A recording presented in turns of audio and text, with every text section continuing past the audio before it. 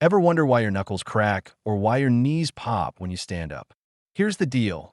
Inside your joints, there's this slippery fluid called synovial fluid. It keeps everything moving smooth, like oil in an engine. When you stretch or bend a joint, you create a tiny gas bubble inside that fluid. And when that bubble pops, crack. That sound you hear? It's literally the bubble bursting, not your bones grinding. Sometimes pops and clicks come from tendons snapping over bones too, especially if you're tight or stiff. Totally normal, unless it's painful. So next time your body sounds like a bag of popcorn, don't panic. It's just your joints letting off a little steam.